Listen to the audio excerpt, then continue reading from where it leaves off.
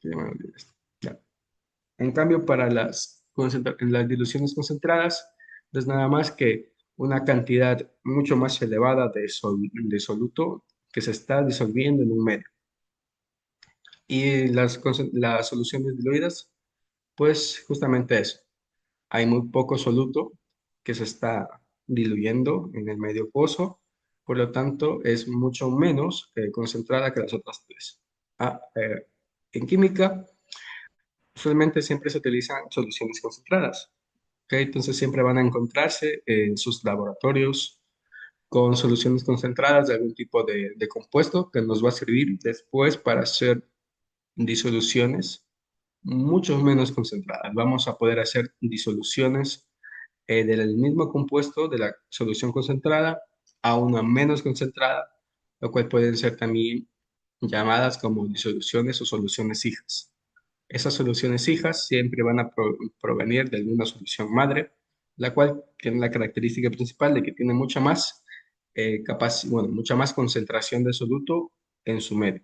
Por lo tanto, una solución diluida no puede dar origen a una solución mucho más concentrada, ¿ya? Eso es por lógica, ¿cierto? Entonces, bueno, como dije, las soluciones concentradas, que también se les llama soluciones madre, tienen mucho más soluto dispuesto o diluido en su medio. Esto nos sirve mucho en el área de química para formar muchas disoluciones hijas y estas disoluciones hijas, dependiendo de lo que ustedes deseen hacer en sus prácticas de laboratorio, les va a servir bien para hacer un montón de cosas como titulación, medición en algún instrumento, calibración de los mismos instrumentos de laboratorio, hacer curvas de calibración de algún reactivo, etc. Entonces, estas soluciones madre siempre las vamos a trabajar como un contenedor, como un repositorio en donde podamos usar esta solución madre, sacar alícuotas. Alícuotas no es nada más que un pequeño volumen que se tome de esta solución madre.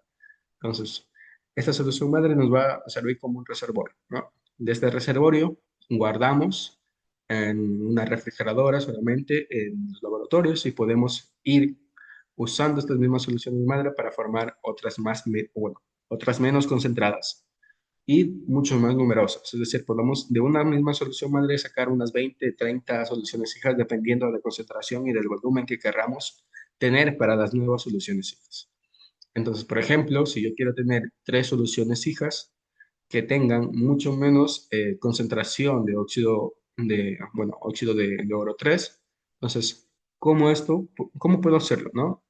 ¿Cómo puedo hacerlo? Pues primero es calcular qué cantidad de volumen necesito pipetear o absorber de mi solución madre para poder después diluirlo en un volumen el cual yo puedo definir cuál sea. Entonces, como vieron en la práctica de laboratorio, tenemos un montón de instrumentos de vidrio que pueden servir para medir, para reservar soluciones. Entonces, ahí depende de que si ustedes deseen hacer, por ejemplo, disoluciones hijas de 20 ml o de 25 ml, que es lo usual, entonces pueden hacer muchas diluciones de 25 ml utilizando una sola solución madre. ¿Ah? Tampoco se deben de olvidar que para este mismo procedimiento no tan solo utilizan eh, no tan solo utilizan instrumentos de vidrio, es decir, material de laboratorio de vidrio, también utilizan otras herramientas como pipetas, pueden ser buretas, probetas para medir volúmenes. Pero lo más usual, bueno, lo más común, al menos para hacer este tipo de disoluciones hijas, y cuando se tiene este tipo de situaciones, siempre utilizamos volúmenes muy pequeños. Entonces, estos volúmenes muy pequeños las solemos medir con micropipetas. ¿Ok? Estas micropipetas son muy útiles para esto mismo, para hacer disoluciones seriadas. Ahora volvemos otra vez al ejemplo. Estas disoluciones seriadas o soluciones diluidas, pues pueden ser, dependiendo de lo que yo desee obtener o desee hacer con estas soluciones. Por ejemplo, aquí tenemos tres distintas soluciones del mismo compuesto, pero de estas tres van a tener mucho menos volumen que la solución madre por lógica para poder hacer pequeñas soluciones hijas con menos concentración. Estas concentraciones o el volumen que se necesita tomar de la solución madre va a tener una forma de calcular, ¿ok? Nosotros podemos calcularlo full rápido y full sencillo utilizando la ecuación que ven justo acá. Esta ecuación relaciona la concentración de la solución madre, o sea, C1, y el múltiplo de esta concentración por el volumen el volumen total. Bueno, no es el volumen total en realidad. Este volumen uno que ven aquí es el volumen que desean ustedes tomar de la solución madre para poder formar una disolución hija nueva. ¿Ok? Entonces podemos decir que esta ecuación me relaciona el volumen a tomar de la solución madre por la concentración original de la solución madre va a ser igual a una concentración 2, es decir, una concentración mucho más baja de una solución hija por el volumen que es mucho más que es inferior de la solución hija. Entonces, lado izquierdo corresponde a concentración y volumen de la solución madre, lado derecho a concentración y volumen de la solución hija. ¿Listo? Entonces, aquí depende si ustedes desean conocer o bien la concentración original de la solución madre, despejarían esta ecuación en correlación para obtener C1, ¿no? Si desean obtener, en cambio, el volumen para formar una nueva disolución hija, deberían de despejar V1 en este caso, ¿no? Y como ahora vamos a hacer tres disoluciones seriadas o tres disoluciones hijas, pues vamos a despejar el volumen, porque el volumen es lo que no tengo. Yo ya sé que mi solución madre tiene una concentración de 5 molar de óxido de oro 3. Ya, no se olviden que es 5 molar. La modalidad es mol sobre litros, ¿no? Entonces es un tipo de concentración. Entonces, en este caso sí tengo la concentración de la solución madre y la concentración y volumen de la solución hija, pues yo puedo definirla. Si quiero hacer unas disoluciones hijas de 25 ml, y con una concentración de 0,9, 0,6 y 0,3 molar, pues tranquilamente lo puedo hacer, ¿ok? Porque me cumple que la concentración de las soluciones hijas son mucho menor que la solución madre. Ok, lo único que me hace falta aquí es calcular primero cuál es la alícuota o el volumen de la alícuota que debo tomar de la solución madre para formar estas nuevas tres disoluciones. Entonces, para hacer eso, pues despejo la ecuación en relación de V sub 1 que va a ser igual a concentración 2 por volumen 2 dividido todo por la concentración de la solución madre. Ya, entonces si ustedes van y despejan esta misma ecuación, tenemos que para hacer una solución hija de 0,9 molar de óxido de oro 3, pues la ecuación me dicta que primero debo multiplicar la concentración de la solución hija por el volumen que quiero obtener, o sea, el volumen en el cual quiero formar esta nueva solución hija. Como ven aquí, todas estas soluciones van a estar medidas o van a estar aforadas a 20 ml, 20 mililitros. Entonces, ese es el volumen que yo definí y es el volumen al que me interesa diluir esa nueva solución. ¿Ok? Entonces, si ya tengo volumen, ya tengo concentración, solo reemplazo. Reemplazo concentración de la solución hija por el nuevo volumen de la solución hija dividido para la concentración de la solución madre, que es 5 molar. Todo esto me da como resultado 0,0036 litros. Y ahora, como ven, todo esto de aquí, bueno, los volúmenes trabajados para este ejemplo están todos expresados en litros. ¿Ya? ¿Por qué en litros? Porque la molaridad solo te acepta moles sobre litros. Entonces, si ustedes van a multiplicar concentración molar por un volumen que no esté en litros, directamente ya está mal. ¿Ok? Entonces, ese volumen que no esté en litros deben convertirlo a litros para que las unidades de la molaridad con su volumen sean iguales. Si son iguales, se puede multiplicar y se puede, en este caso, eh, despejar o librarse de esos litros para que todo me quede al final en volumen, ¿ok? Entonces, si todo me va a quedar al final en volumen, el volumen que me va a expresar va a estar medido en litros, porque todo lo estoy trabajando con litros. Lo que me hace falta acá es otra vez convertir todo a mililitros, porque estas mediciones o estas alícuotas que se toman siempre suelen ser en litros, porque son volúmenes muy pequeños. Esos volúmenes muy pequeños no se suelen expresar en litros porque los instrumentos de medición no están calibrados en esas mediciones. Por lo tanto, siempre es conveniente que a estos resultados se los convierta otra vez a mLs para que puedas utilizar, por ejemplo, una micropipeta o una pipeta forada, perdón, una pipeta graduada o cualquier otro tipo de instrumento que tengan a la mano para medir volumen.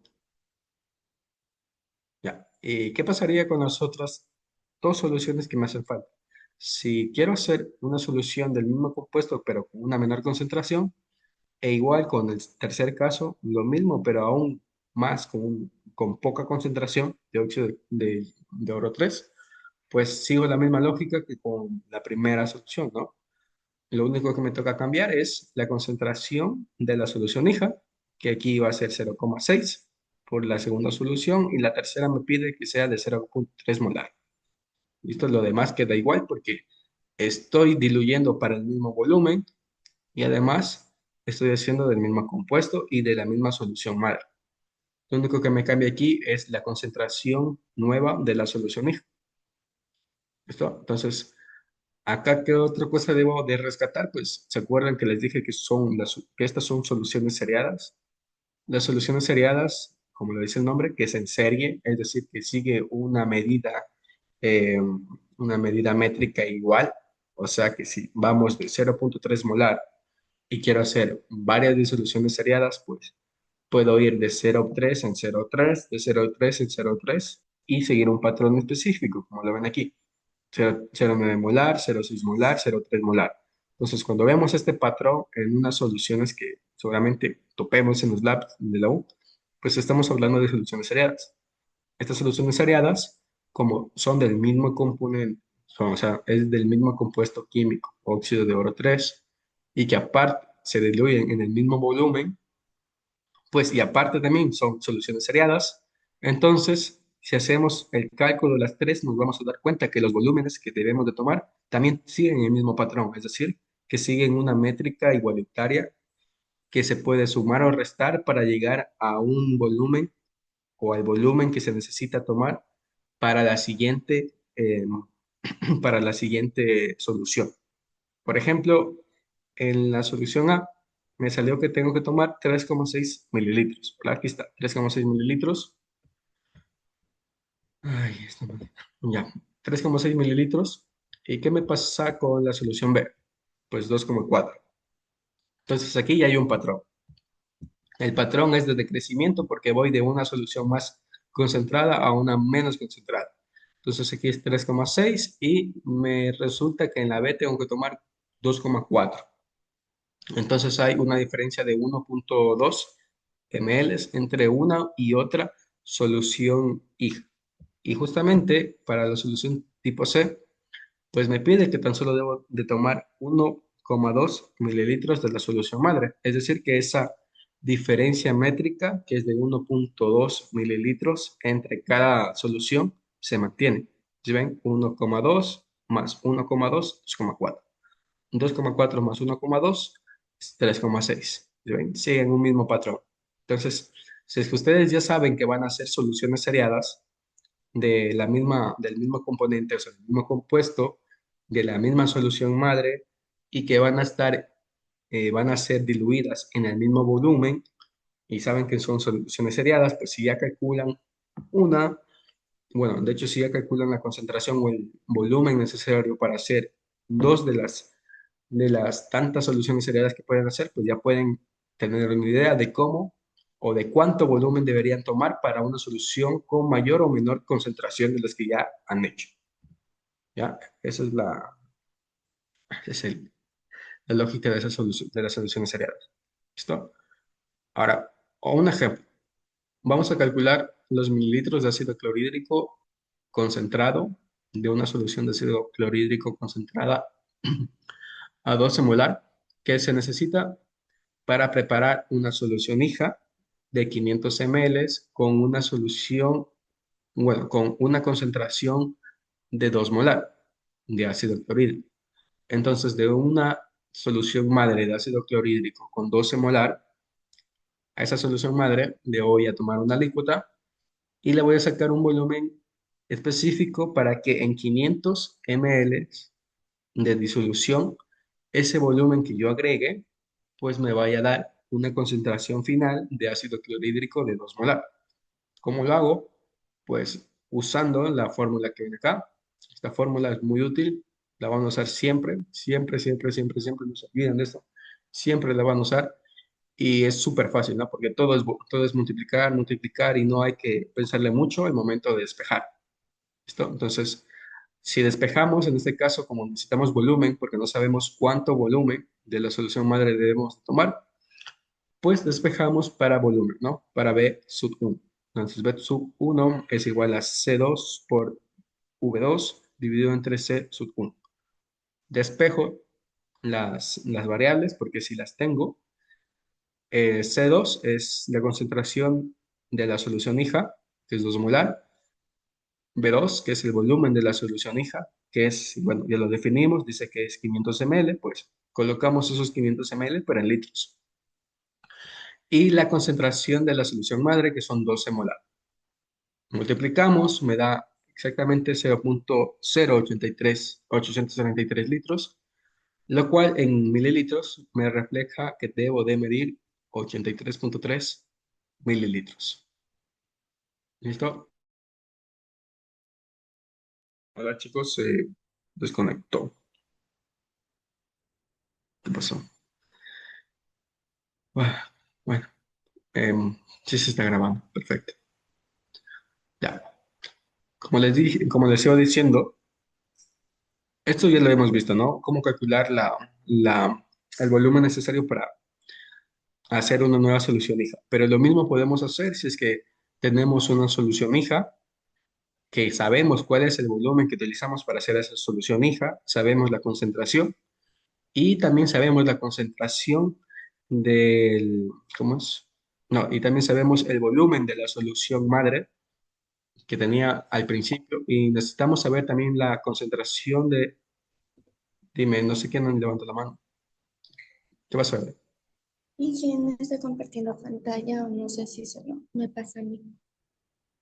Ah, no, no, no nos estoy compartiendo. Ya. A ver,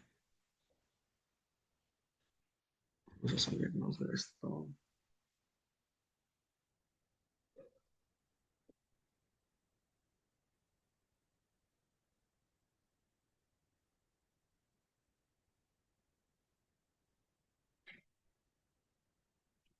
Listo. A ver.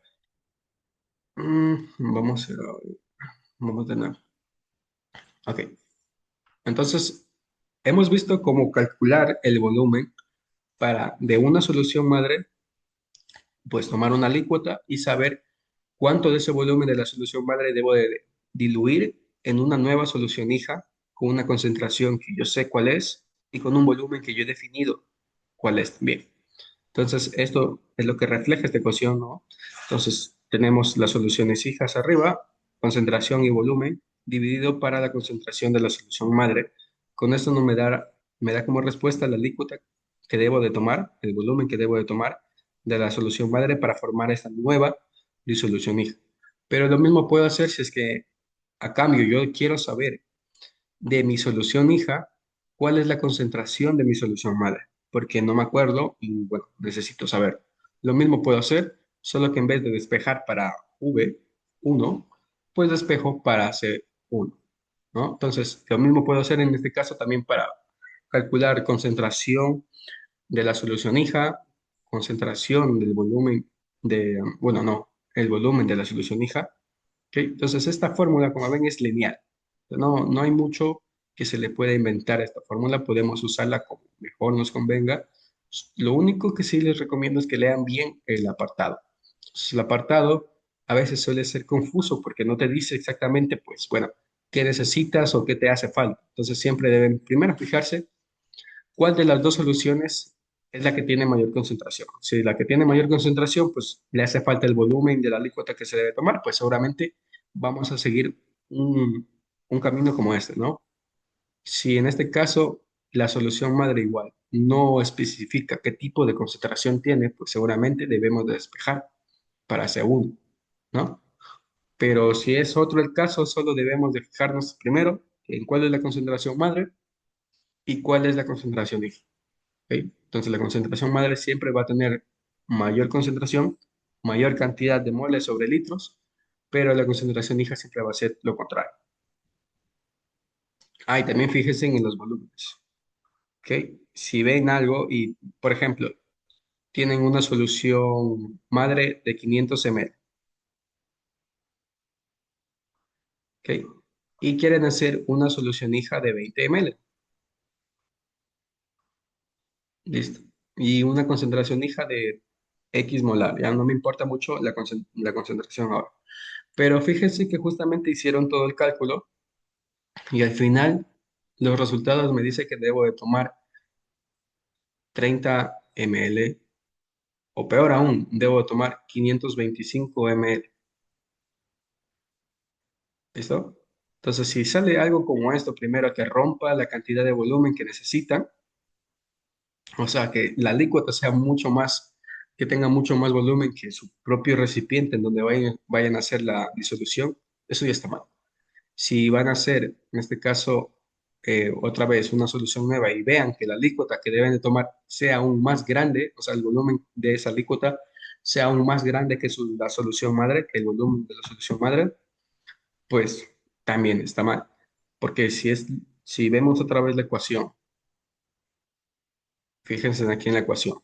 La ecuación me dice que la solución hija, o sea, la concentración y el volumen de la solución hija se deben de dividir para una concentración mayor. Entonces, nunca me va a salir un volumen más grande que el volumen propio de la solución madre y ni mucho menos me debe salir un volumen más grande que el volumen de la solución hija en el cual voy a hacer esa disolución. ¿Ok? Entonces, nunca va a salir más. Si ya ven que les da eso, vuelvan a hacerlo, fíjense en las unidades, fíjense en el orden de las incógnitas, se están dividiendo bien, se están multiplicando para lo que debería de ser. Entonces, no se confundan en eso y siempre chequen.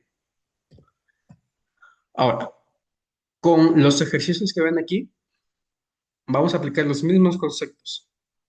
¿Ok? Lo mismo que ya hemos visto, solo que aquí nos están hablando de un tipo de concentración distinto.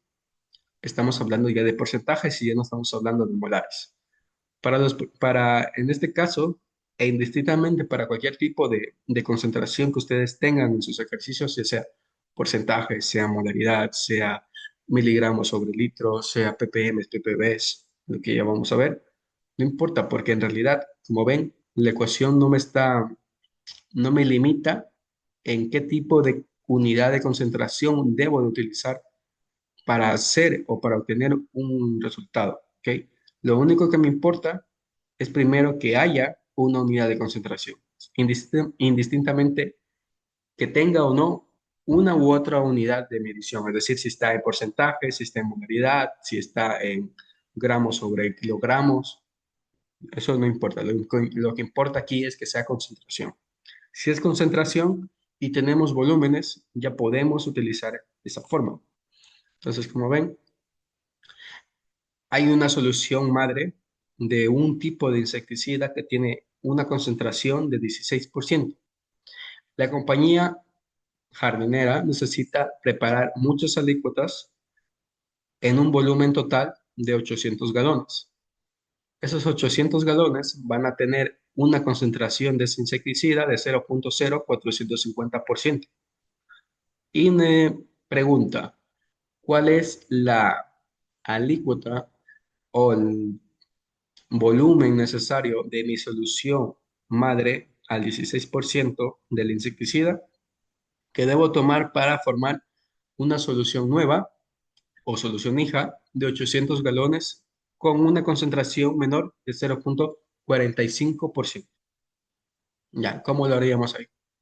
Utilizamos la misma fórmula y tan solo despejamos los valores. Sabemos que la concentración de la solución hija es 0.045% por el volumen que me dice que son 800 galones. Todo esto dividido para la concentración de la solución madre, que es 16%. Entonces, este 16% con este por ciento de arriba se me tacha, se me anula, que me queda solo la medición de volumen en unidades de galones. ¿Eso cuánto es?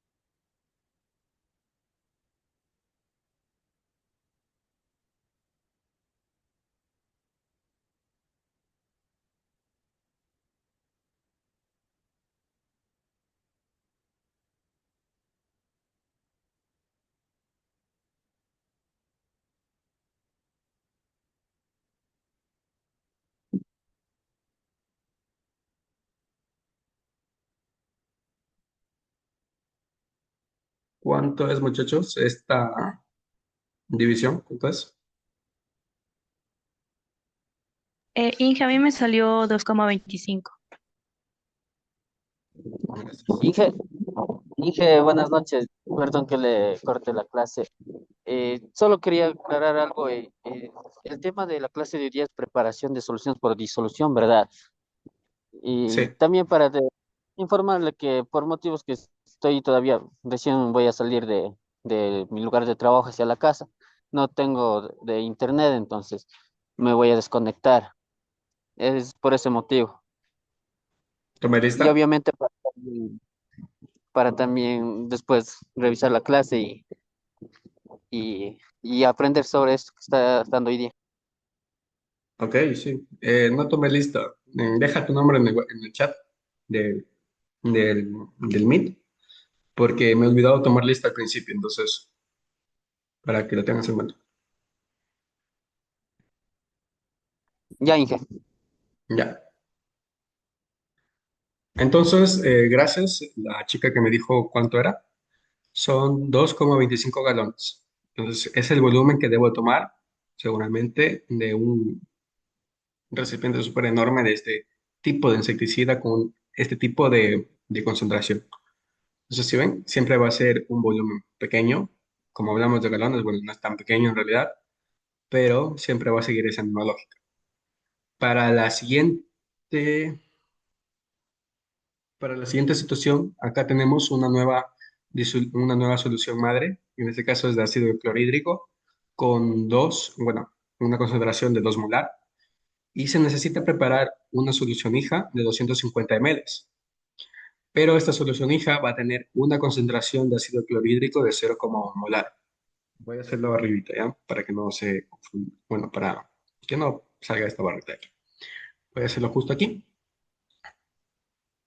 El proceso va a ser el mismo, es decir, que debo dividir para la concentración de la solución madre, 2 molar, multiplicar por la concentración de la solución hija y también multiplicar para el volumen de la nueva solución, que es 0,25.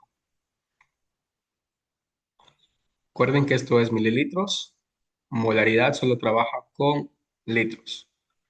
Entonces, por eso convierto todo a litros. Por lo tanto, me da 0,25 litros el nuevo volumen. ¿Esto cuánto es?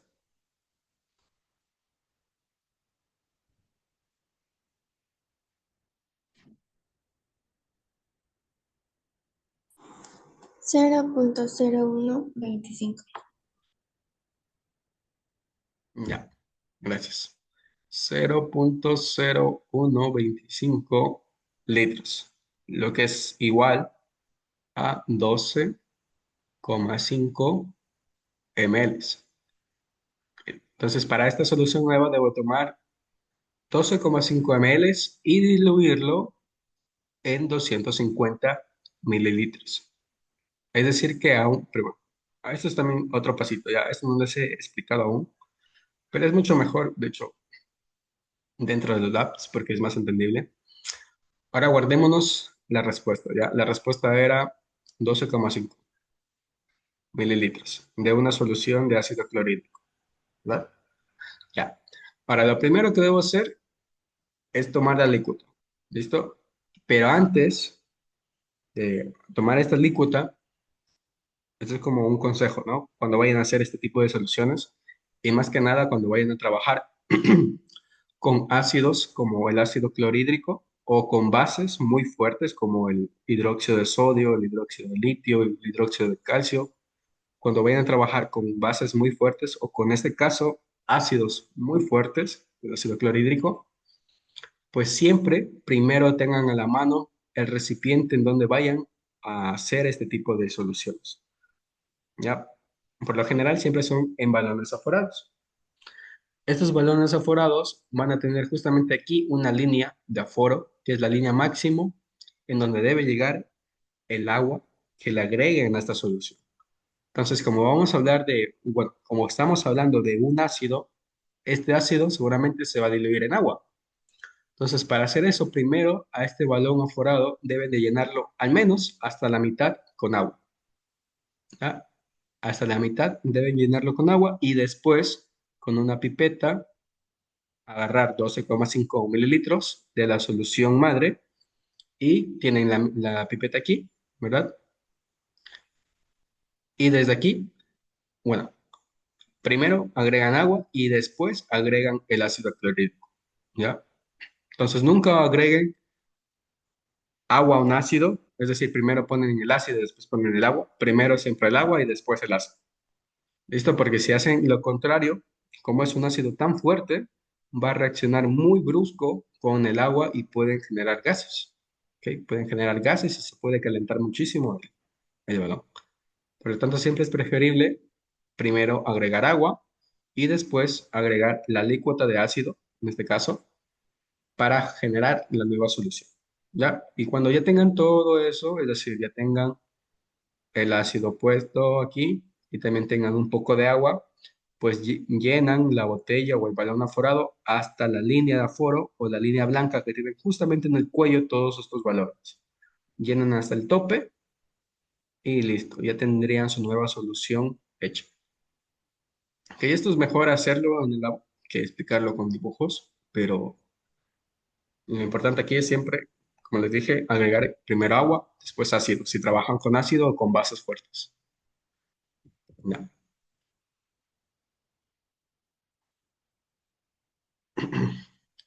Ahora vamos a ver otro tipo de expresión de concentraciones. Ya hemos hablado de molaridad, ahora vamos a hablar de porcentajes de volumen-volumen. Que hay porcentajes de concentración de volumen-volumen de algún tipo de solución. ¿Ok? Cuando hablamos de porcentajes de volumen-volumen ya nos viene a la mente de una líquidos, ¿verdad? Entonces, estos porcentajes volumen-volumen y los que vamos a ver que son masa-volumen, masa sobre masa, no hace referencia de forma directa y de forma estricta al, bueno, al estado de la materia que debe tener un reactivo para poder mezclarse de esta forma. Por ejemplo, a lo que quiero referir, por ejemplo, un porcentaje de volumen de algún tipo de solución. Otra vez vamos con el hidróxido de sodio, ¿ya? El hidróxido de sodio es un compuesto blanquecino, es sólido, es como la sal en grano. Entonces, este hidróxido de sodio siempre viene en pepitas sólidas. Es muy raro que venga en una solución, o sea, que venga en presentación líquida. Cuando vean seguramente en algún tipo de etiqueta en una botella de reactivos y justamente para el hidróxido de sodio que tengan en la mano, les toque, me imagino, me invento, un porcentaje de su concentración en volumen, pues no necesariamente ese hidróxido de sodio va a estar en, va a ser líquido, ¿ok? Aunque pensemos que por volumen y volumen sea referente a algo líquido, ¿no? Bueno, no, en realidad no es tanto así. A veces no pasa. Más bien, este tipo de relación que encontramos es más para hacer referencia a la cantidad, al volumen que se utilizó de algún tipo de solución anterior para hacer el reactivo que ustedes tienen en su mano, que ustedes estén usando. ¿Ok? Pero bueno, sobre todo este tipo de concentración del que estamos hablando ahora, que es porcentaje volumen-volumen, pues calcula Y les voy a escribir la fórmula. Calcula la relación que hay entre el volumen de un soluto, o sea, el volumen de la cosa que se está diluyendo, entre el volumen total de la solución o volumen total. Ya. Lo mismo también podemos decir que este volumen de soluto que se está diluyendo o lo estamos usando para formar esta nueva solución, se divide o se distribuye, que lo mismo la división, por el volumen total, bueno, no, el volumen del soluto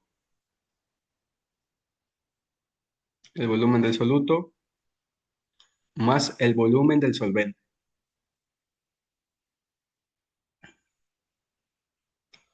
¿Listo? Entonces, si vemos de forma un poco microscópica esta fórmula de aquí, hay que tener en cuenta esto, que el porcentaje de volumen-volumen hace referencia primero al volumen del soluto que se divide entre dos componentes. El componente que es el volumen del soluto, es decir, lo que está arriba, más el volumen del solvente, que es el líquido o el medio en donde se vaya a hacer esta solución. ¿Listo? Entonces, esto es importante poder discriminarlo y saber la diferencia, porque cuando vayamos a interpretar concentraciones que estén expresadas en esto, de hecho, si una concentración está expresada en porcentaje de volumen, ya nos da una forma directa de saber cuánto de algún tipo de reactivo, de algún tipo de sustancia en volumen está diluido en un medio.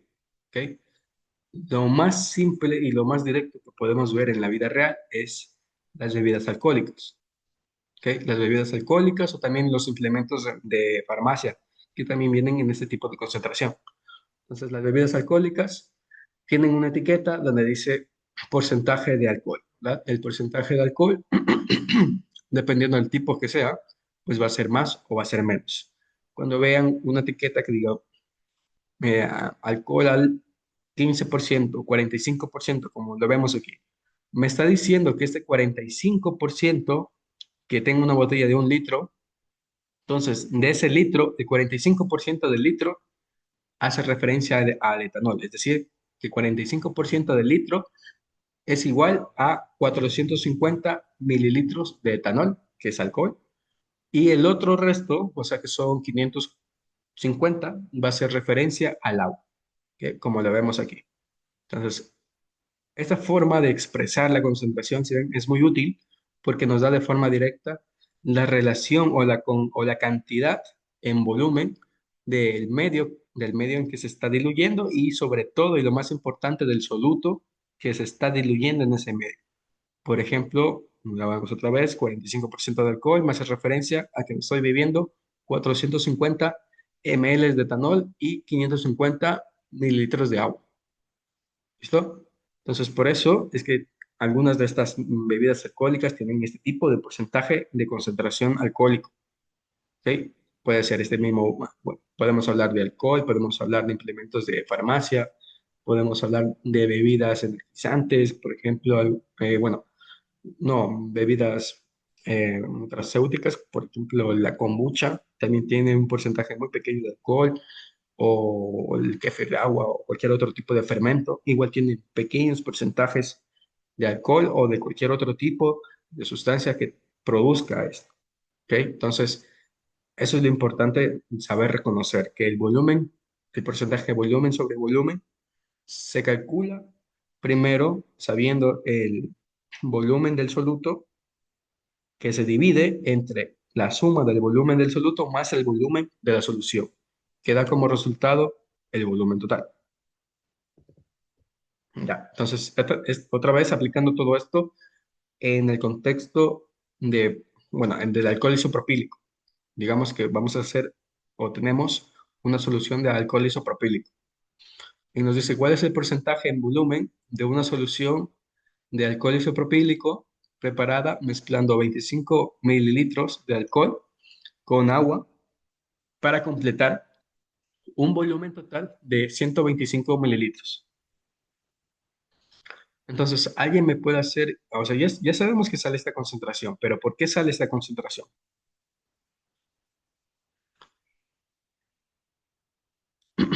Pues podemos hacer un zoom, podemos hacer un zoom justamente en esta parte de aquí. Ya sabemos que esta concentración se divide o se calcula primero dividiendo el volumen del soluto, que es 25, según lo que dice el párrafo, 25 mililitros de alcohol, dividido entre el volumen total, que ya me lo está diciendo, que es 125 mililitros. Pero este 125 de aquí está formado por primero los 25 ml de alcohol isopropílico más 100 ml de agua, ¿ya? Entonces, por ejemplo, en el examen les pregunto, estoy haciendo una solución de alcohol isopropílico al 20%. Yo mido o he medido 25 mililitros de alcohol isopropílico y tengo al final una solución total de 125 mililitros. Calcúlame cuántos mililitros de agua necesito para formar esta solución.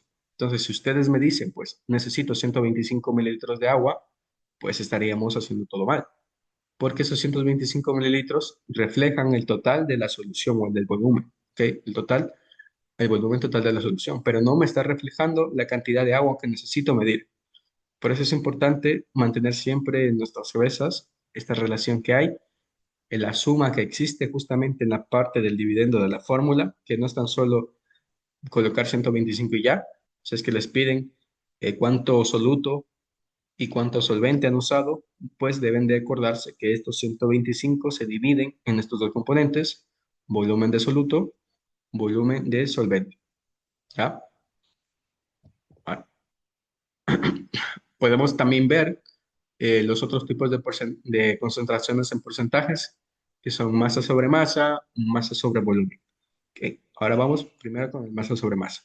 Masa sobre masa, en este caso hace referencia a la misma lógica que seguimos acá, solo que en vez de hablar de volúmenes, vamos a hablar en este caso de volumen sobre gramos. Bueno, en este caso es, perdón, gramos sobre gramos. ¿Listo?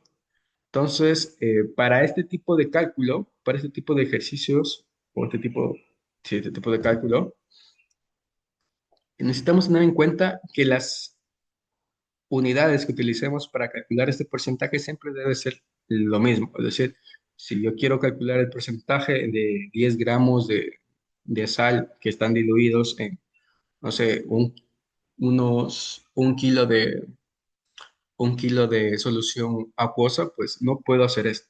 Por ejemplo, 10 gramos de sal que está dividido entre, por ejemplo, 100 kilos. Bueno, en ese caso sería 1000, no, estoy mal. Entre 1 kilogramo de solución de sal. ¿Ya?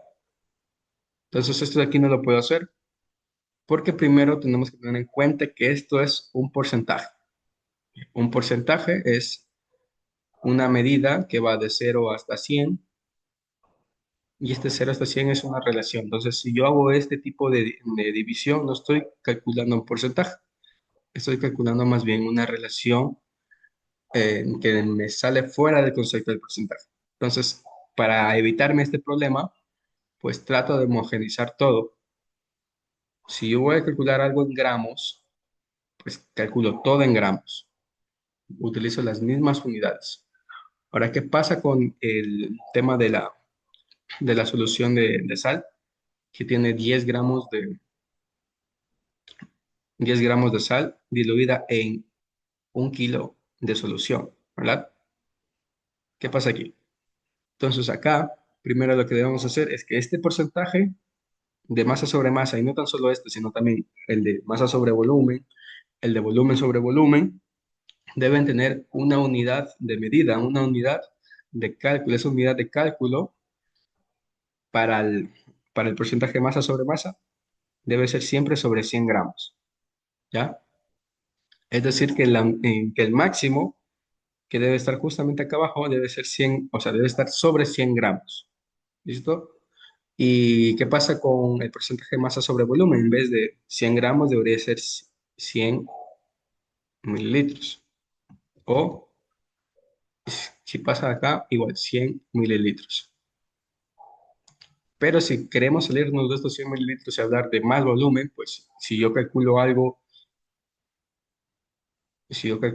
como el alcohol que tenemos acá, que está en litros, que ya me pasé de esos 100 mililitros, pues si voy a calcular todo en litros, pues utilizo siempre las mismas unidades. Por ejemplo, si quiero calcular esto, estaría dentro del concepto de calcular el porcentaje de algo.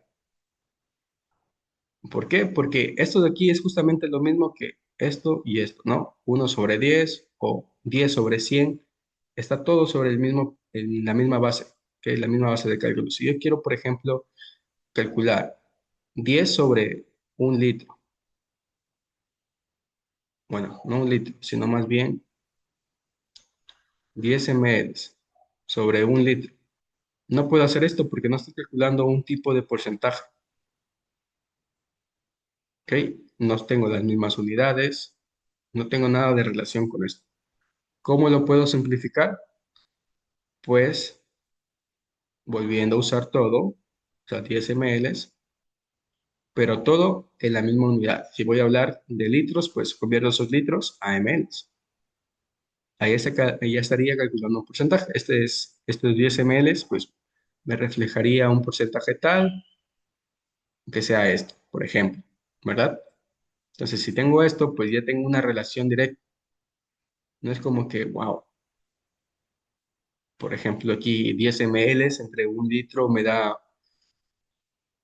10%, ¿no? Entonces, ese 10% ya estaría completamente mal porque no tenemos las mismas unidades, no tenemos la misma base de cálculo, por lo tanto no podemos utilizar el concepto de porcentaje de concentración de porcentaje de volumen sobre volumen. Lo mismo pasa con los demás porcentajes, pues los demás tipos de concentración que tenemos aquí. Es decir, si voy a calcular algo en porcentajes masa sobre volumen, tratemos siempre de tener la misma unidad de cálculo. Si tenemos algo que va o calculamos, en este caso, un porcentaje masa sobre masa de alguna solución, por ejemplo, de 10 gramos de ácido clorhídrico, ese 10 gramos de ácido clorhídrico van a estar diluidos en una solución con 100 gramos, por ejemplo, 100 gramos de solución, que es el volumen total, ¿no? Esto me va a dar un porcentaje. Ese porcentaje es 10%. ¿No? Entonces, así es como mantengo yo las mismas unidades, mantengo la misma coherencia en el sistema de cálculo, es decir, cómo es que ustedes obtienen este porcentaje si no utilizan siquiera las mismas unidades, no utilizan la misma escala. Entonces, deben tener cuidado con estas cosas, porque muchas veces se confunden y utilizan unidades diferentes. En este caso, porcentajes les va a salir mucho mayor o mucho menor a lo que realmente debería de ser. Y eso. Entonces no se deben de confundir con estas cosas. Si van a trabajar todos con gramos, pues trabajen siempre con gramos, que es lo preferible, que es lo más sano, lo más rápido que se puede hacer. Acá tenemos un ejemplo, otra vez. Preparamos 250 gramos de una solución de ácido clorhídrico al 6%. Y en este caso ya no volumen sobre volumen, sino masa sobre volumen. Entonces, esta misma forma de expresar la concentración ya me está diciendo directamente que en esta solución de 250 gramos voy a tener 6% de ácido clorhídrico. Pero la cantidad de ácido clorhídrico tengo que tener en cuenta que en este caso se va a repartir entre cada 100 miligramos de solución. Es decir, para hacer 6% de una solución, 6% de ácido clorhídrico de masa sobre masa, ¿cuánto ácido clorhídrico debo de pesar o de medir? Como estamos hablando todo de masa, pues seguramente me va a salir gramos. Si yo calculo eso y hago una multiplicación de 250 gramos, que es la masa total de la solución, por la expresión del porcentaje correspondiente, que es 0,06, que es lo mismo que 6%, me va a dar igual a 15 gramos de ácido clorhídrico, que es lo que yo debo de medir o de pesar. ¿Ya? Y ahora, ¿cuánto de estos 250 gramos me representa el peso o la masa del solvente. Pues a estos 250 debería de haberle restado 15 gramos de ácido clorhídrico para que me dé igual a la masa del agua o del solvente, que es 235 gramos. Ahora, si ya estamos en este punto y justamente nos tocó un ejercicio que tiene esta expresión de la concentración, y bueno, ya me dice cuánto de agua debo de medir, pero el problema es que el agua no es algo sólido, ya el agua es algo líquido. Entonces, ¿cómo peso agua? Es necesario pesar agua, es mejor medir volumen del agua que voy a utilizar. Entonces, para eso también vuelvo otra vez a la primera unidad o segunda unidad y recordamos para qué sirve la densidad. La densidad, ojalá recuerden, es un tipo de factor que pueden utilizar, un tipo de factor de conversión útil que les relaciona la cantidad de masa sobre la cantidad de volumen, ¿no? Entonces, ustedes ya saben cuál es la densidad del agua que están utilizando, pueden utilizarla para multiplicarla por bueno, en este caso sería para dividirla para la cantidad de masa que hemos calculado aquí y así también calcular la cantidad de volumen necesario. Entonces, si hacemos esa división, nos va a dar igual a 235 mililitros. Ahora tenemos que tener en cuenta también que la densidad del agua, como les dije hace unas semanas, siempre se suele tomar en cuenta esta densidad en condiciones específicas, ¿no? En condiciones de 20 grados centígrados por un ATM. El ATM son atmósferas, ¿ya? Es una medición de presión. Entonces, en los ejercicios seguramente van a encontrar estos datos, ¿ok? Estos datos que me dicen en tal condiciones fue medida o fue hecha una solución.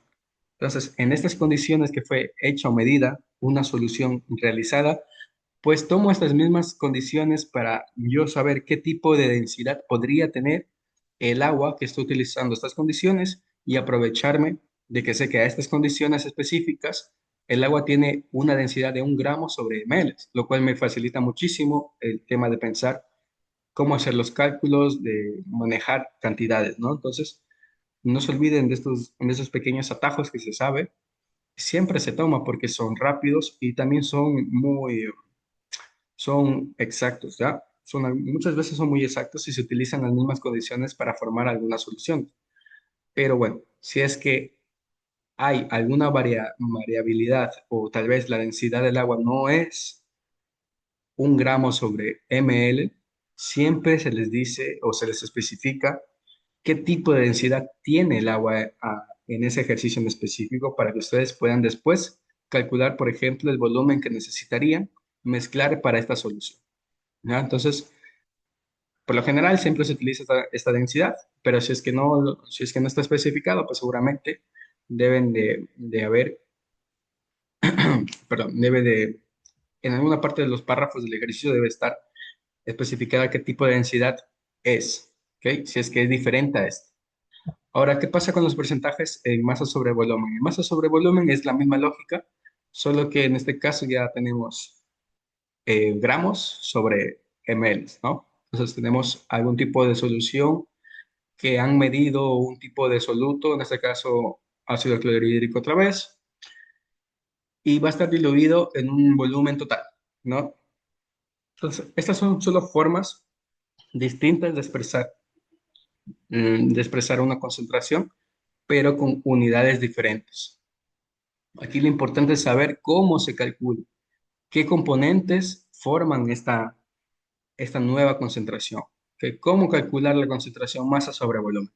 La concentración masa sobre volumen me dice de forma directa cuántos gramos del soluto hay sobre cada 100 mililitros de solución. ¿Ok? Entonces, por cada 100 mililitros de solución voy a tener X cantidad en gramos del soluto. Por ejemplo, otra vez, vámonos al ejemplo anterior.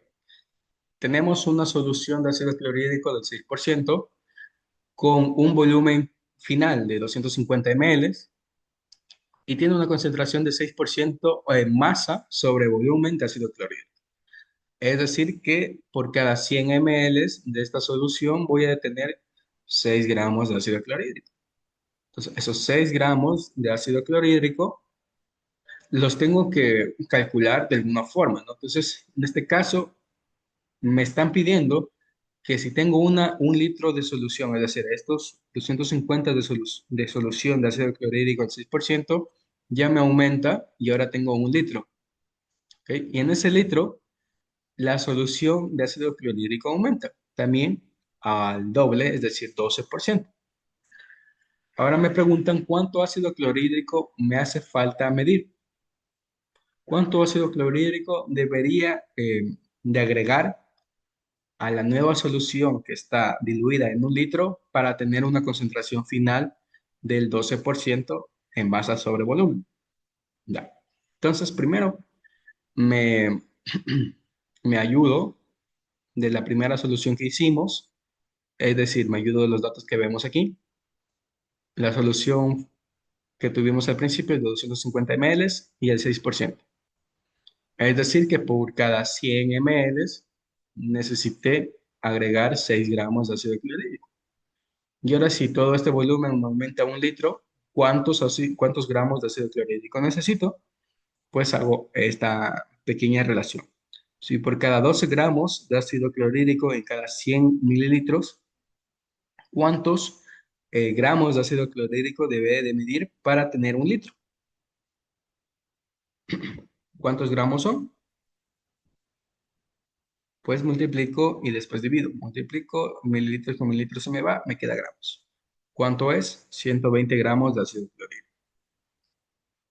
Eso es lo que debería de medir o de pesar de este reactivo para formar esta nueva solución en un litro y con una concentración de del 12%. Listo. Ahora vamos a ver otro tipo de concentración que son los ppm y son los ppb. Los ppm como los ppb nos dicen prácticamente casi lo mismo, solo que los ppm son una unidad de concentración mucho mayor que los ppb. Los ppb son una concentración muy pequeña. Utilizamos estas dos nomenclaturas, estos dos tipos de concentración cuando queramos hablar de algún tipo de soluto que está súper diluido o tiene muy poca concentración de su soluto en una solución. Por ejemplo, alguna solución en ppm o ppbs que pueden encontrar en sus hogares, pues bueno, las condiciones de potabilidad del agua que tenemos en los grifos, pues deben de cumplir una cierta cantidad de, de contenido en varios iones como nitratos, fosfatos y algún tipo de medición sobre cantidad por ejemplo, de un conteo de población de bacterias. Entonces, todo eso, el agua debe tener unas características físicas y químicas que cumplan con un reglamento fijo ya preestablecido que te digan que por cada litro de agua potable debe haber una cantidad muy pequeña de algún tipo de componente. ¿Ok? Esos componentes son los que nosotros en realidad, bueno, si es que usamos agua de grifo, pues lo utilizamos para cocinar y demás. Entonces, si es que las mediciones del agua potable se sale de estas condiciones que son medidas para cada país y también algunas son internacionales. Si se sale de estas mediciones, es decir, si me aumenta en concentración mm, del principio, por ejemplo, de los nitratos en el agua, dentro de la norma son o están dentro de las mediciones en ppb, es decir, partes por billón, y me sube hacia partes por millón, es decir, que hay un aumento de concentración de este tipo de compuestos, de este tipo de iones, que son los nitratos. ¿Listo? Entonces, si hay este tipo de elevación de los ppbs a los ppms, es decir, que me aumenta la cantidad de nitratos por cada litro de agua que yo consumo. Ahora, los ppms como los ppbs significa que por cada parte o por cada millonésima parte va a haber justamente una sola unidad, o en este caso 1 miligramo de algún tipo de componente. Otra vez vamos con los nitratos. Si yo mido nitratos en el agua, seguramente me van a salir 2, 3 o 5 ppm. Esos 5 ppm me está diciendo que hay 5 miligramos de nitratos por cada litro de agua. Es decir, 5 partes por millón de nitratos existentes. Si vamos a una concentración más chiquita, en vez de hablar de millonésimas, hablamos de billonésimas. Es decir, que por cada billonésima parte o por cada billonésima unidad de volumen va a haber 1, 2 o 3 microgramos de nitratos.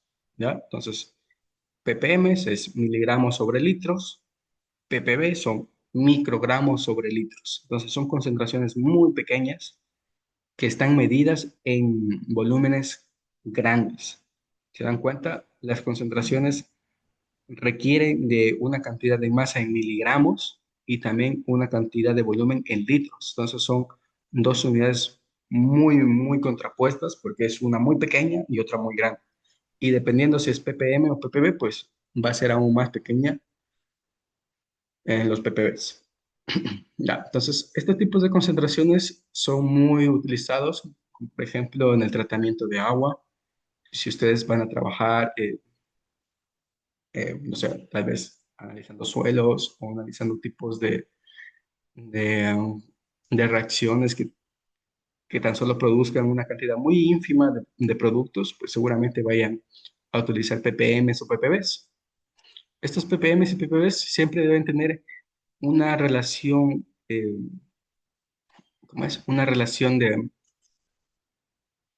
entre sus mediciones que debe de tener algo como esto. Por ejemplo, si hablamos de ppms, hablamos de que por cada millonésima parte de un volumen va a haber una sola unidad de lo que se esté midiendo, ¿verdad?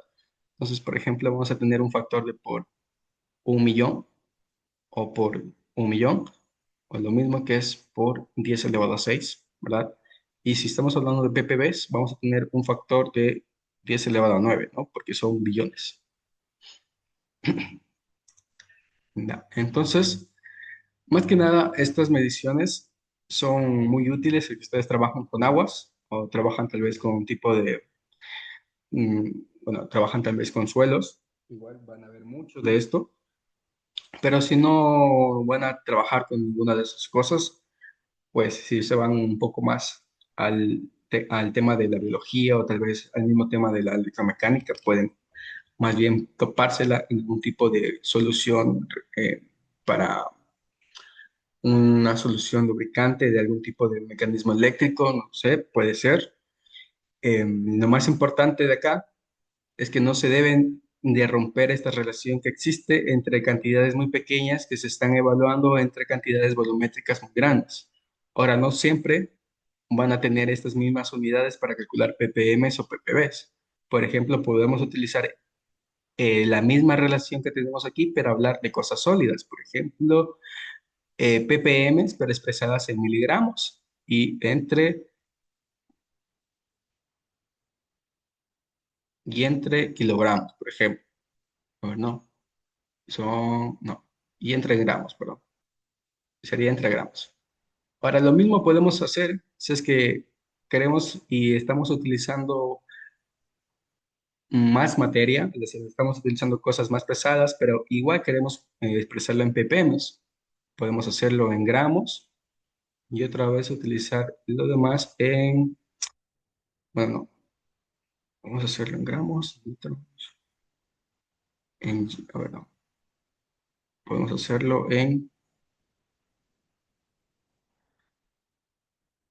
ver,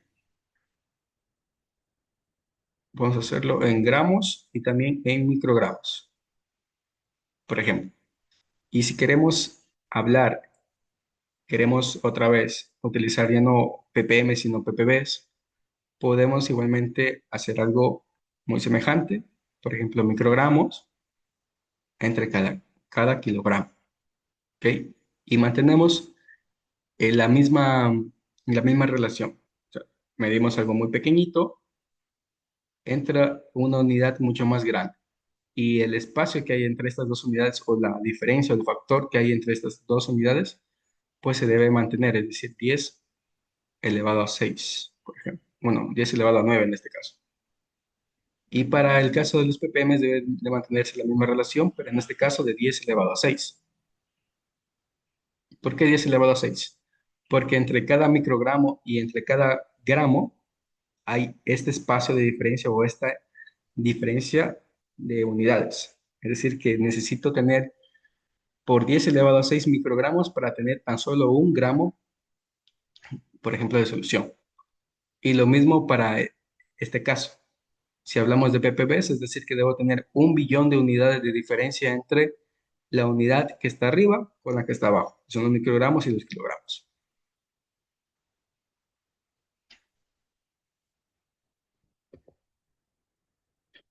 Ok, ahora podemos hacer y podemos aplicar estos mismos temas en ejemplos como los que tenemos aquí. En Estados Unidos, el sistema federal y el límite federal de plomo en el agua es de 0.015 ppm. Ahora, ¿cómo expresamos esta concentración en miligramos sobre litros y en ppb? Entonces tenemos 0.015 ppm. Que esto que aquí era igual, si está en ppm, pues debería ser igual a miligramos sobre litros.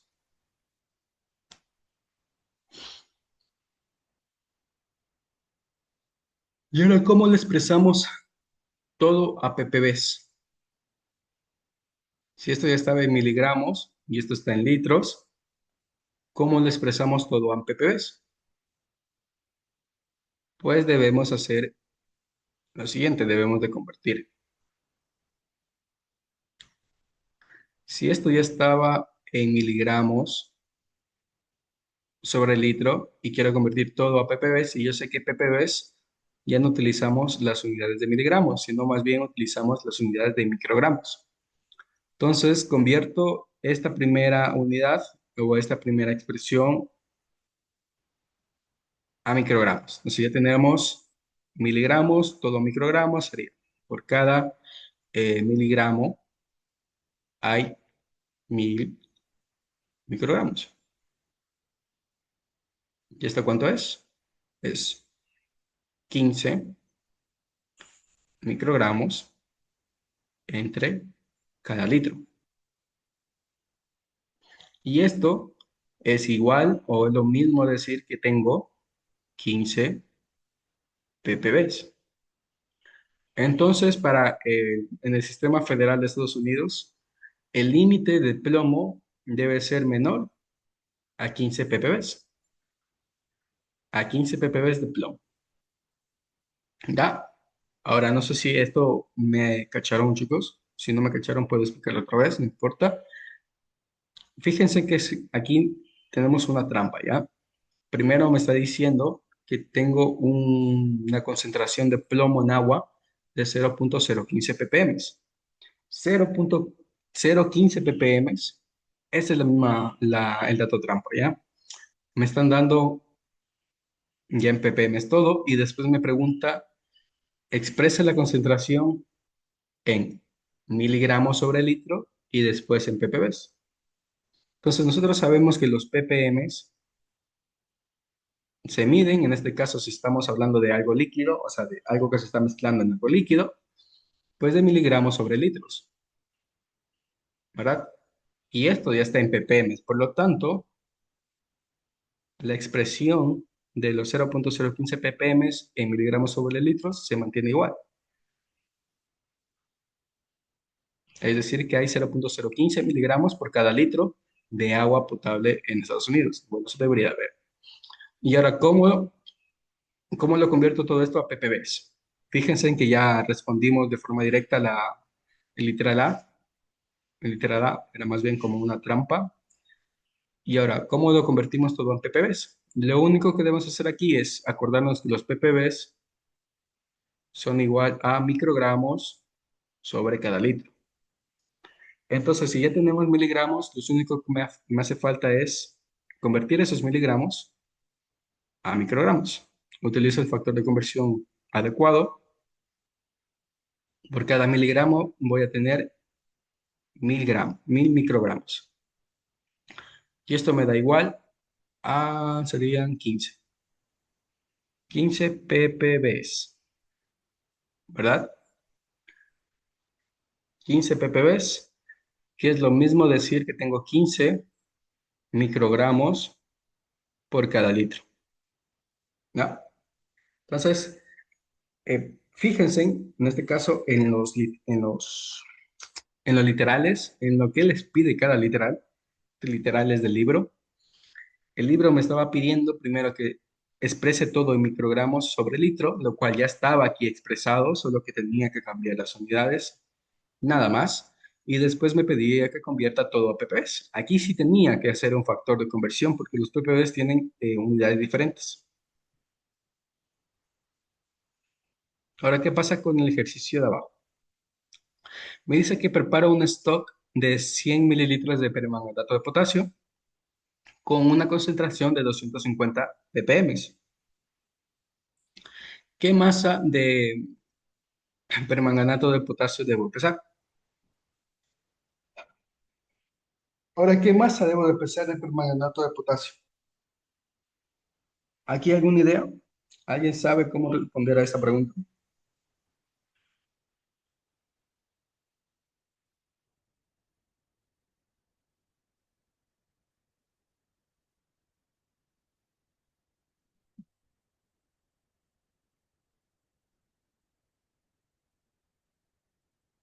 ¿Y se puede repetir, por favor? Listo. Estamos en este ejercicio de aquí. Me dice que debo de preparar 100 mililitros de permanganato de potasio a 250 ppm de concentración. ¿Qué masa de permanganato de potasio debo de pesar? ¿Cuánto de permanganato de potasio peso para hacer 100 ml de solución?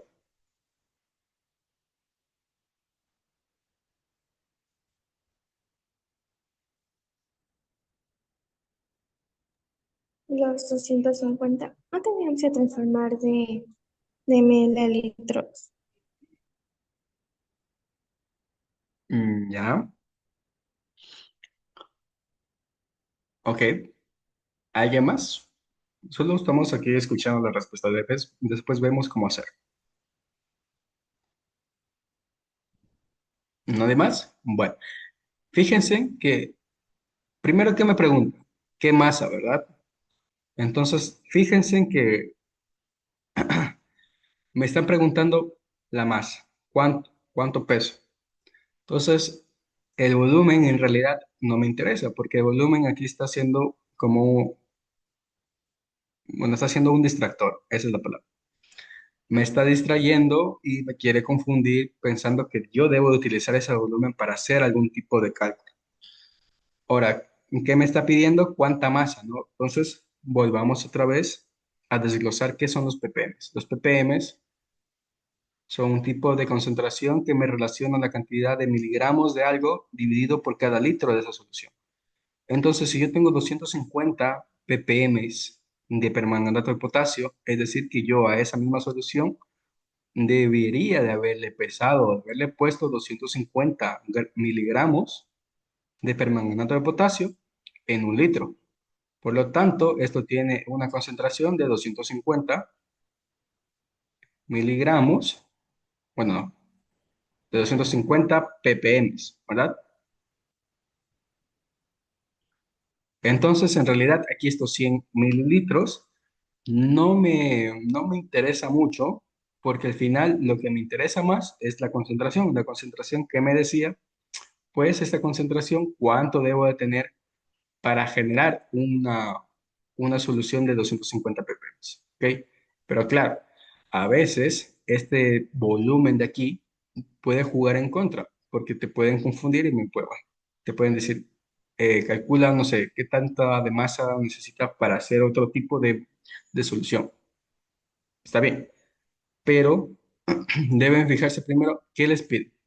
¿Qué les pide? La masa. ¿Ok? Pero claro, esta masa está reflejada por cada litro, ¿no? Este litro es de algún tipo de, o sea, de solución que lo hayan hecho al principio y ahora me dice que debo de preparar un stock nuevo, ¿no? Un stock de 100 ml. Ahora, ¿cuánto potasio debería de pesar? Pues 250 gramos por cada litro. Pero estos 100 ml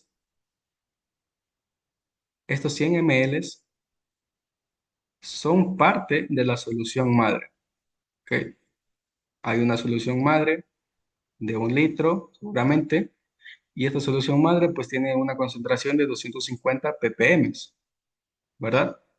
Esta concentración de 250 ppm me dice que hay 250 miligramos de permanganato de potasio en esta solución madre que está existiendo aquí.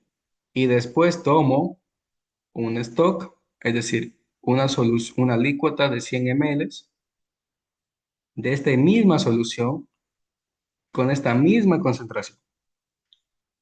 ¿Listo? Entonces, si tienen la misma concentración, ese 250 ppm, ¿cuánto debía haber pesado para generar esta solución madre? Pues 250 miligramos. Ahora, si yo quiero hacer algo diferente, por ejemplo, hacer una solución nueva, ¿ya? Una solución nueva que tan solo tenga agua para generar una solución madre de 100 ml. Otra vez. Entonces solo tengo la suficiente agua para generar una solución madre de 100 ml. Volumen igual a 100 ml. Esta es mi nueva solución madre. Y este volumen va a estar en mililitros. Y yo quiero formar en esta nueva solución madre, con este nuevo volumen de 100 ml, otra vez un stock o una solución con una concentración de 250 ppm. ¿Cuánto permanganato de potasio debo de medir para cumplir con este requerimiento o con esta concentración? Entonces, otra vez vamos a la fórmula y me dice que gramos de soluto dividido entre volumen, ¿verdad? El volumen ya lo sabemos porque solo tengo 100 mililitros de agua, no tengo más. Si tengo 100 mililitros de agua y como todo esto se calcula en litros, pues convierto 100 mililitros en agua en litros, que es lo mismo a 0,1 litros. ¿Cuál es la concentración? Me dice que son 250 ppm. Ok, pero ¿qué me hace falta aquí? Me hace falta la masa. ¿Cuánto en gramos debo de pesar? Si ya sé todo esto de aquí, pues puedo venirme otra vez acá y despejar esta ecuación de aquí. Es decir, que este volumen de aquí pasa arriba a multiplicar con los 250, quedaría algo como esto, 250 ppm por 0,1 litros. ¿Esto cuánto es? A 25 gramos. Ah, no, perdón, estos no son gramos, estos son miligramos. ¿Sí? A 25 miligramos.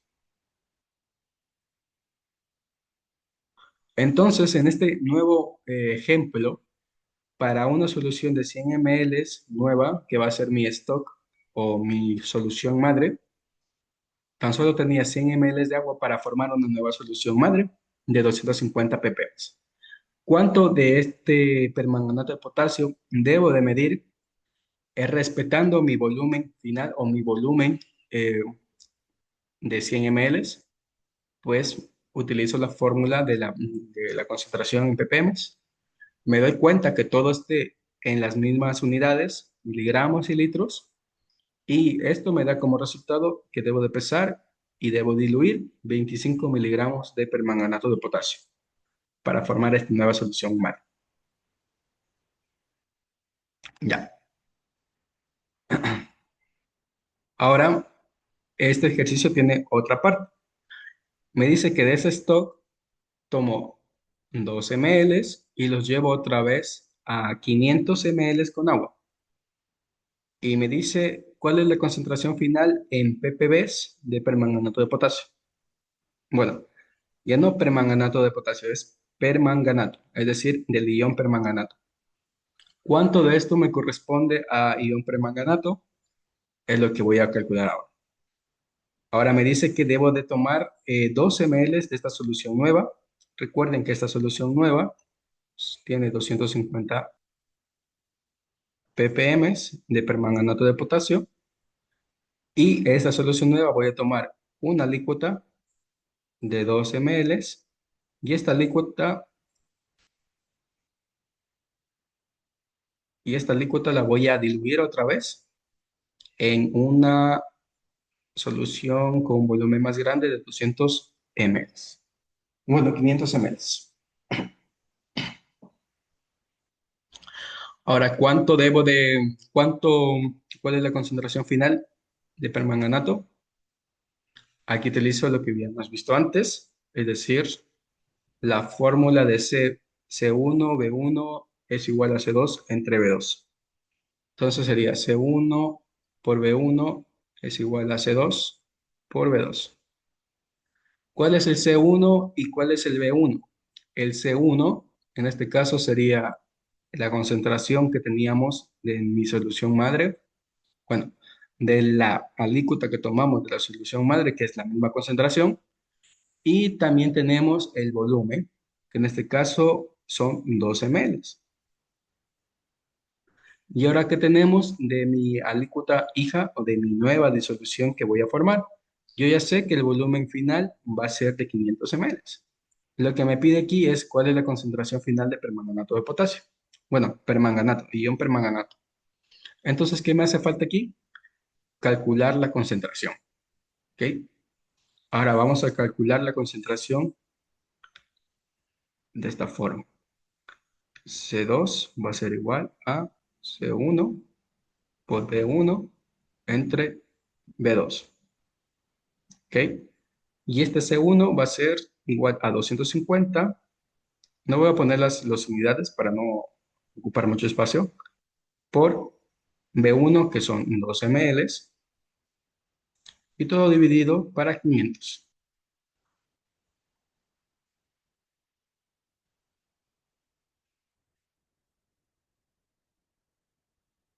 Ya, ¿esto cuánto es? 1. ¿1? Sí, no. 250, sí, 1. Entonces, ¿cuál es la concentración? En este caso serían un ppb. Un pp... No, este es un ppm, porque todo está en ppm. Un ppm. Un ppm, ¿pero de qué? De permanganato de potasio, es decir, de lo que está justamente aquí. Por lo tanto, esta no es la respuesta final. Primero debemos de todo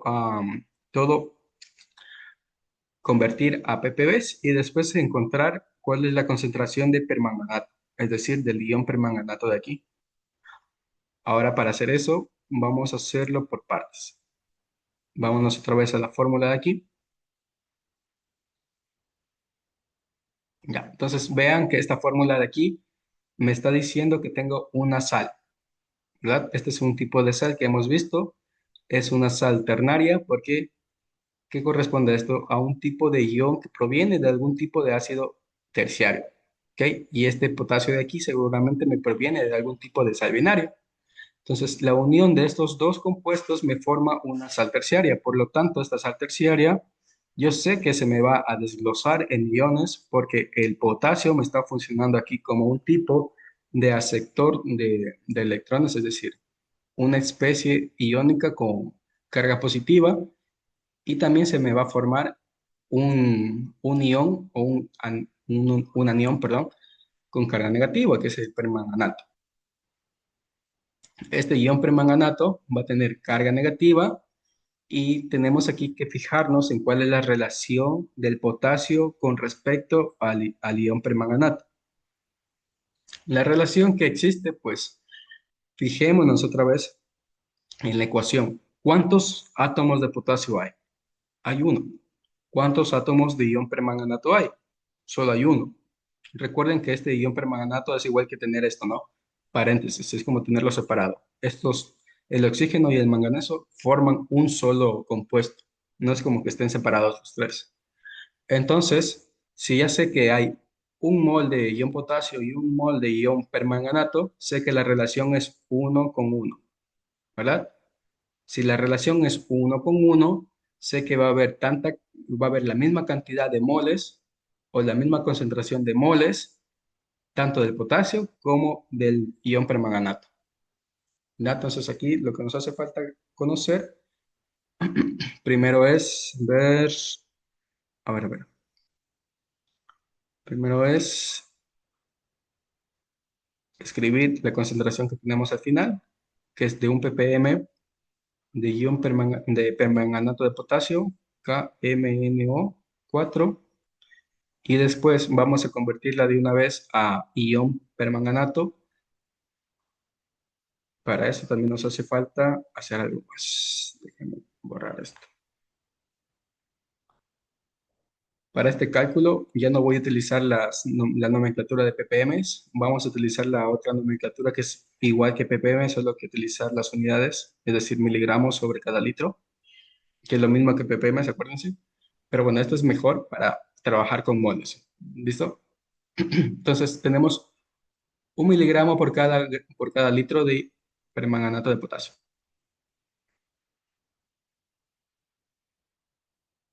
Ya, entonces todo esto vamos a convertirlo otra vez a, a gramos, porque acuérdense que los moles se trabaja con gramos. Entonces todo esto convertido en gramos sería que cada 1000 miligramos me va a formar 1 gramo. Entonces, ¿esto cuánto es? Sería 0,001 gramos sobre litros. Y este es permanganato de potasio. Ya, ya tengo todo en gramos. Utilizo la masa molecular del permanganato de potasio. ¿Cuál es la masa molecular del permanganato de potasio?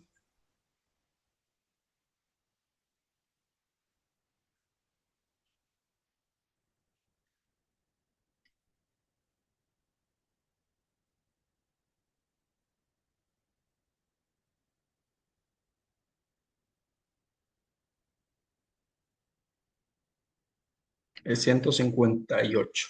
158 gramos por cada mol. Ya, y esto es igual a 1 mol. Ya, y todo esto dividido, ¿cuánto es? 0,001 dividido entre 158. Esto me va a dar igual a 3,6. A 6,3 por 10. 3,6 a la 6. Esos son moles, ¿verdad? 6,3 por 10 elevado a 6 moles por cada litro de permanganato de potasio. Ya. Ahora vamos a dejarlo hasta aquí y tomamos el mismo resultado y seguimos desde la sección izquierda. 6,3 por 10 elevado a 3 moles de permanganato de potasio sobre litros. A ver, vamos a ponerle aquí permanganato de potasio. Ya, y aquí es cuando ya relaciono el permanganato de potasio con la cantidad de iones que puedo formar. Acuérdense que en esa cantidad de iones era una relación de 1 con 1, es decir, que por cada átomo de potasio va a haber una mol de ion permanganato. Entonces yo puedo decir que lo mismo me va a funcionar si hago esta relación. 1 mol de permanganato de potasio va a tener 1 mol de ion permanganato, es decir, de magnesio, oxígeno 4 menos, ¿verdad? Por lo tanto, me va a salir exactamente igual, es decir, 6,3 por 10 elevado a 3 moles de, bueno, aquí ya no estamos hablando de permanganato de potasio, acuérdense, ya tradujimos todo esto a ion permanganato. Tenemos ion permanganato, ya, y desde aquí es cuando ya comenzamos a calcular los ppbs, ¿ok? Entonces, Ya tradujimos todo de permanganato de potasio a ion permanganato. Nos vamos otra vez a masa. Todo esto convertir a masa. Aquí era 6. Sí, 6 moles. Yo no voy a poner la fórmula para que no se me haga muy engorroso escribir todo. Y aquí multiplico por la masa molecular del ion permanganato. Eso no sé cuál es. Ion permanganato. No, permanganato.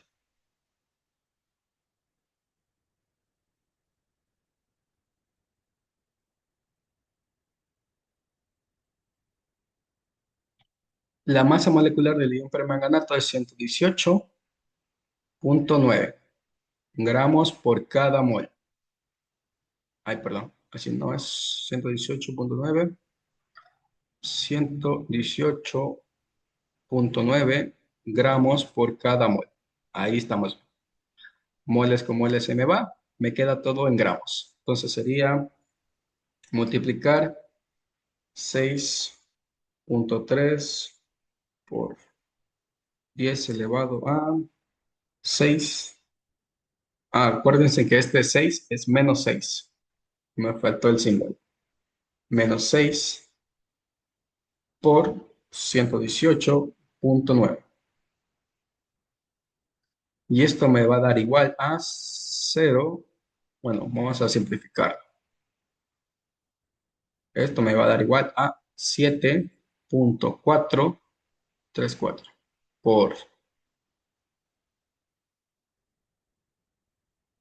por 10 elevado a menos 4 gramos por cada litro de ion permanganato. O sea, Mn o 4 menos. Ya.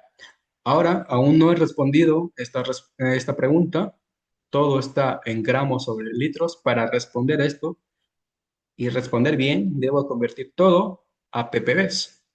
Los ppbs, acuérdense que se miden igual a la relación que existe entre los microgramos sobre cada litro de solución.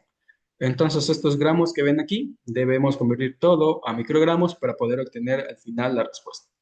Entonces, todo esto de aquí multiplicamos por el factor de conversión correcto, es decir, cada gramo, acuérdense en cada gramo cuántos microgramos hay o cuántos microgramos tiene. Cada gramo tiene 1.000.000 de microgramos. A ver, son 6, sí, tiene 1.000.000 de microgramos. ¿A cuánto es esto? Ya ahí sí me pueden ayudar ustedes. ¿Cuánto es eso?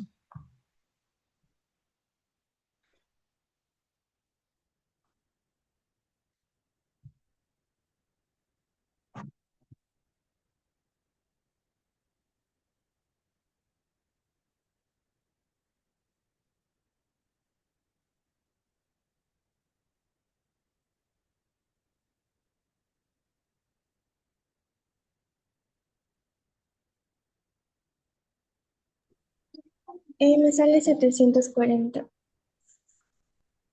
¿Cómo? 740. 740. 740. Es una pregunta, en lo que está 10 elevado a la sexta no sería negativo.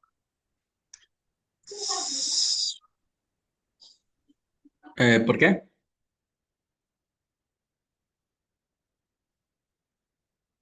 ¿Es negativo o es positivo? Déjeme apuntar. Me confundí, me confundí, lo Sí, sí. siento.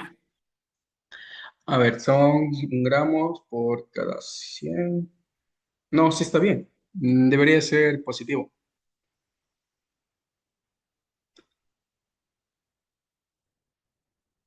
¿O por qué debería ser negativo? O sea, es mi pregunta más. Puede ser que esté mal, claramente. No, yo me confundí, o sea, es que está elevando para no poner los ceros, que sería del millón, o sea, los 6 ceros. Entonces lo puso elevado a la sexta. Entonces yo me estaba confundiendo con el que estaba el 10 elevado a la menos sexta. Ah, sí, el 10 elevado a la menos 6 es de los moles que calculamos del ion permanganato. Ajá, ahí sí era menos 6, solo que yo me jalé. En este caso es más 6 porque hay más microgramos en un kilogramo, en un gramo. O sea, por eso es más 6. Sí, pero aquí es más. O si quieren hacerlo de la forma más extensa, pues podemos hacerlo igual para que vean que sale lo mismo. Por ejemplo, un gramo, convierto la unidad más cercana, que serían 100 o bueno, 1000 miligramos, ¿verdad? Si de esos miligramos, yo digo que cada miligramo tiene exactamente ay, 1000 microgramos igual. Entonces, miligramos y miligramos se me va y gramos con gramos también se me va a ir. ¿Qué me queda? 1000 por 1000, que es igual a 10 elevado a 6. Ya, entonces esto de aquí nos daba como respuesta final 740, que era, calculamos todo en base a ppbs, ¿no? Entonces serían 740 ppbs. Ppbs, pero ¿de qué cosa? Son de ion permanganato. Entonces, en una solución de 500 ml de esta nueva alícuota, voy a tener una concentración de ion permanganato de 740 ppbs o partes por billón. ¿Listo? Entonces, si ven, es tratar de, mm, ¿cómo es? De juntar, de utilizar todos los conceptos que hemos aprendido, es decir, usar masas molares, cómo calcular moles, cómo calcular también cantidades de iones, porque yo podría haberles dicho, a ver chicos, calcúlenme la cantidad de iones permanganato que tengo en esta solución nueva. Entonces, para eso tendrían que ya haber utilizado número de Avogadro. Nosotros solo nos quedamos hasta la cantidad de moles, pero si era esa la pregunta, deberían irse al número de Avogadro y ese sería un paso más. Pero el flujo de trabajo que vieron es el que se debería de mantener, es decir, primero pasar de gramos a moles, de moles a iones, y si es que les pide algún tipo de concentración de iones, como vemos aquí, es decir, ya no les pido tan solo la concentración del compuesto entero, o sea, del permanganato de potasio entero, sino yo les digo, muchachos, de este permanganato de potasio, solo me interesa saber cuántos iones potasio tengo, ¿ya? Porque eso quiero medir en mi nuevo sistema de calidad de agua, me interesa saber cuántos iones potasio tengo. ¿Cómo saben eso? Pues lo que hemos hecho antes es coger la fórmula química que ven del compuesto y primero fijarse qué lo compone, cómo se compone este compuesto químico de aquí. Pues como ven, este compuesto químico tiene tres cosas, manganeso, potasio y oxígeno. Entonces, ustedes saben que cuando vean este tipo de compuesto que tiene varios, en este caso metales y no metales, pues seguramente es una sal terciaria. Esta sal terciaria, pues, ustedes también saben que los iones metálicos, que es potasio, se pueden disociar y pueden tener cargas positivas, ¿verdad? Y los iones que tienen elementos no metálicos, por ejemplo, este tipo de ion permanganato, pueden disociarse y también formar especies iónicas, pero con cargas negativas en este caso, ¿verdad?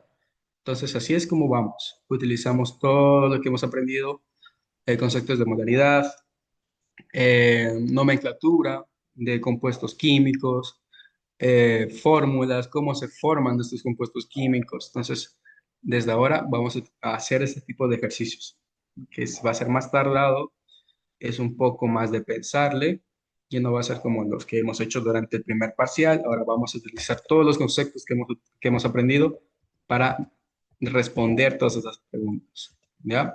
Entonces, déjeme ver qué hora es. Faltan 5 minutos. ¿Qué tal?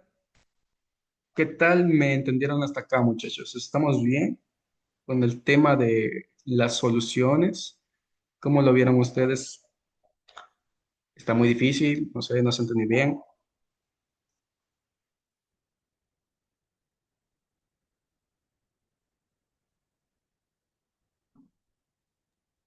Inge, yo sí me De mi perdí parte, en tu duda, Inge, pero bueno. Ahí estoy más o menos, pero estoy cachando algo. Voy a ver más el video grabado para ir con ese ritmo. Sí, de hecho, mi esperanza era de haber terminado todo. Miren, yo tengo todos estos ejercicios de aquí. En los primeros que ustedes vieron es referente a los últimos temas que estamos topando en esta unidad. Después vienen soluciones con más aplicaciones, por ejemplo, estos de aquí, que, bueno, aplican de todo un poco, pero siempre manteniendo los conceptos que solo hemos hablado en la clase. Esto igual, y sobre todo los más importantes, creo yo, son estos de aquí. Estos son ejercicios para el examen. Y entonces, seguramente, estos ejercicios que vamos a resolver, como esta es nuestra última clase, los van a ver en el examen. Entonces pueden leer, miren, un productor necesita aportar 200 gramos de nitrógeno usando sulfato de amonio y 150 gramos de fósforo usando fosfato monopotásico para un lote de 500 kilogramos de fertilizante. Y me pregunta, calcula la fórmula empírica, calcula la fórmula molecular, también determina cuántos gramos se requieren aportar de 200 gramos de nitrógeno y 500 gramos de fósforo para cada compuesto, es decir, cuánto de sulfato de amonio y fosfato monopotásico necesito pesar para que al momento de usar mi fertilizante, en el fertilizante tenga exactamente 200 gramos de nitrógeno y 150 gramos de potasio. Otra pregunta, la empresa prepara una disolución madre acuosa con estos mismos gramos, es decir, los que están aquí, de cada fertilizante químico y ahora me dice calcula la molaridad para ambos compuestos, es decir, para los iones nitrato y para los iones fosfato. Bueno, fosfuro, nitruro y fosfuro. ¿Ya? Entonces, si ven, es retomar los conceptos que hemos estado viendo y forzarlos ahora en ejercicios, es decir, todo verlo en estos ejercicios que son compuestos. Entonces, por eso quería llegar hasta aquí, que no tenemos más tiempo. Pero bueno, podemos verlo la próxima semana. Estos son los ejercicios que seguramente van a encontrar en su examen final y en su examen de parcial 2. Es importante que hagamos esto muy seguido, es decir, comenzar a hacer estos ejercicios ya, de hoy en adelante. Solo hacer esto una y otra vez, porque lamentablemente mucho de la materia de química es como repasar y volver a hacerlo, repetir y volver a hacerlo, para que se queden bien los conceptos, porque es muy teórico muchas veces, pero es mucho mejor hacerlo, ver cómo se resuelve, ver dónde se utilizan cada concepto y así ustedes pueden ya mejor cachar la materia, o al menos estos últimos temas. Ahora, chicos, sí, es un poco difícil entender. Bueno, tal vez yo no me dé a entender muy bien, pero hacer estos ejercicios en realidad sí nos sirve mucho. Ya estoy preparando un cuestionario como el último que yo les envié para antes del examen. Entonces, ese cuestionario, si ustedes lo hacen a conciencia y se aprenden cómo hacerlos, no creo que tengan problema para su examen final. Entonces, sí. Vamos a hacer esto, vamos a seguir haciendo estos ejercicios y vamos a seguir repasando. No sé si tengan preguntas o tengan sugerencias.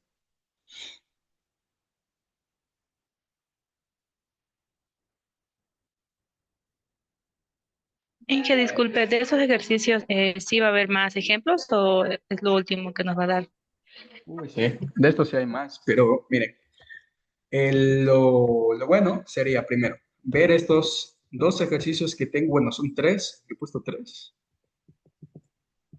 Bueno, tengo tres ejercicios de los que están viendo ahorita y hacerlos porque no alcanzamos con ustedes. Entonces, acabamos esos tres ejercicios y debemos ver de una la unidad, eh, la unidad 6. La unidad 6 es más bien teoría, es un poco de cómo funcionan las reacciones químicas, vamos a ver tipos de reacciones y qué productos nos podemos esperar en esas reacciones. Entonces, es un poco más de teoría, también va a haber un poco de práctica, pero lo ideal sería que la próxima clase acabemos la unidad 6 para que el resto de días que tenga con ustedes, pues solo pasar haciendo esto. Entonces, sí, la próxima clase vemos estos tres ejercicios, los resolvemos en clase. Aparte van a tener como tarea el cuestionario que yo les dije que estoy haciendo. para que repasen y aparte es tarea. Y listo. Eso con las clases que tengamos. Los chicos de veterinaria, o creo que son los de biocomercio, están armando entre ellos mismos unos días para tener tutorías, no tan solo de estos temas, o sea, no tan solo de la materia, sino también de su, ¿cómo es? De su proyecto final. O sea, tutorías de la materia y también tutorías de su proyecto final. Entonces, ustedes pueden hacer lo mismo, es decir, ponerse de acuerdo todos y ver qué días pueden tener tutorías para hablar de esto aquí. Es decir, hacer ejercicios, responder dudas puntuales y también ver el tema de sus proyectos. Tengan alguna pregunta con respecto a sus proyectos, pues ir viendo y subsanando eso e ir afinando sus trabajos finales.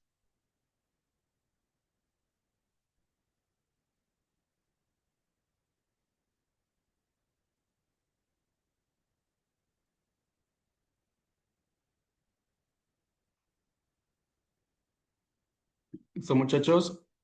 ¿Alguna pregunta más? Inge, buenas noches.